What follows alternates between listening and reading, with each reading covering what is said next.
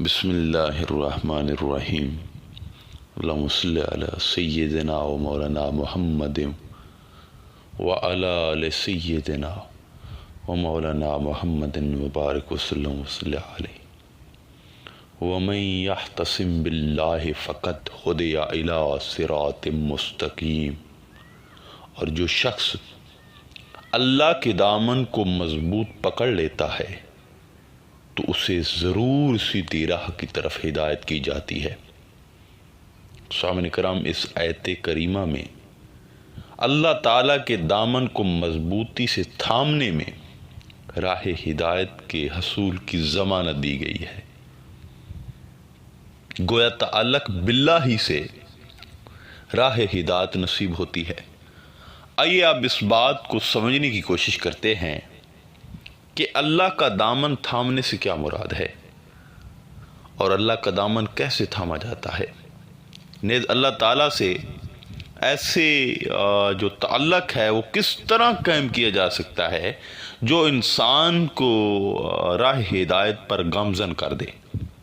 اور اس کی سیرت اور کردار میں تبدیلی لے آئے۔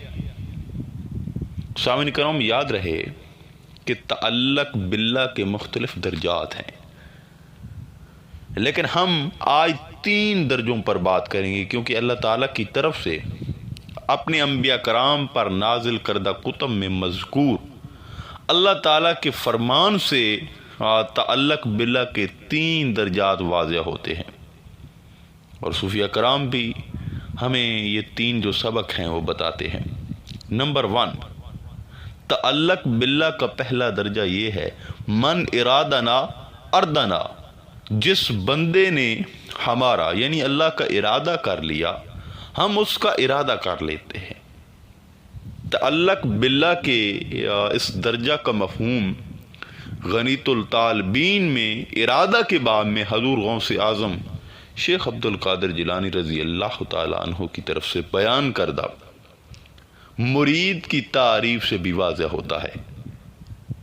کہ جو شخص اللہ کا ارادہ کر لے اور جس کا دل خالصتاً جو ہے اللہ کے ارادے میں فنا ہو جائے تو اسے مرید کہتے ہیں۔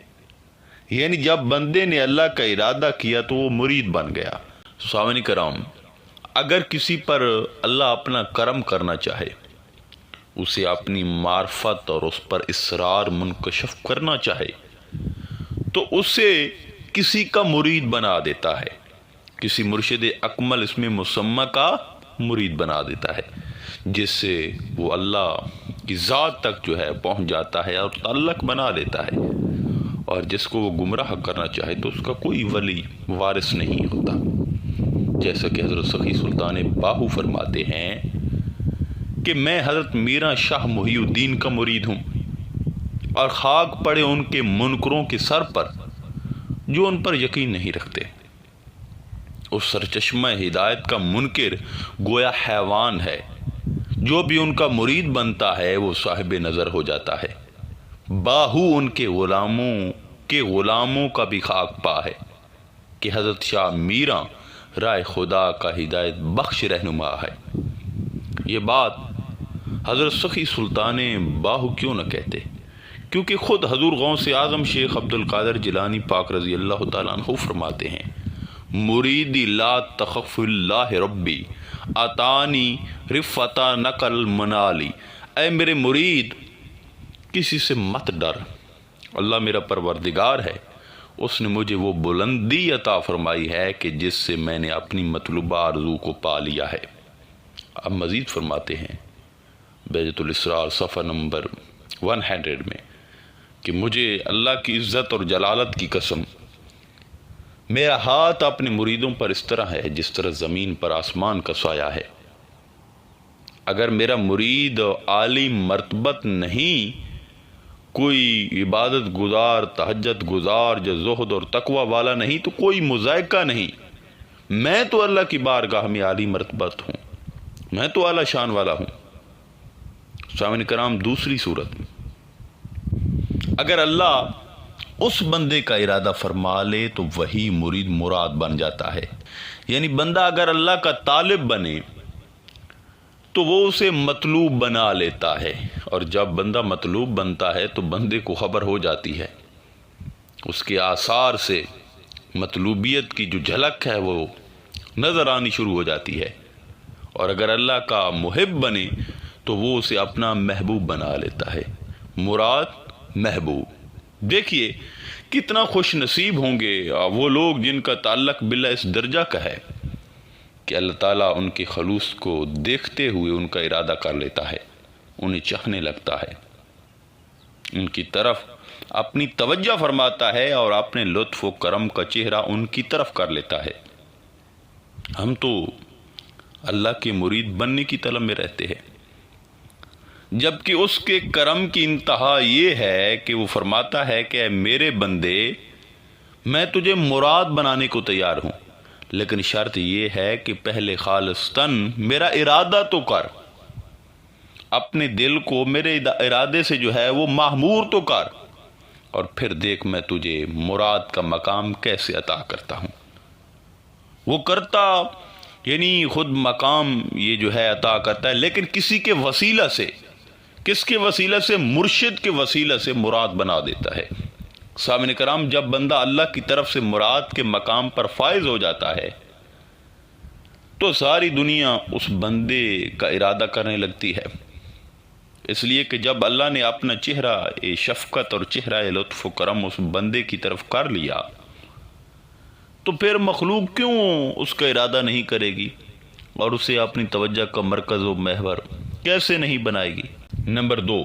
تعلق باللہ کا دوسرا درجہ یہ ہے کہ من ارادہ من نہ آتینا،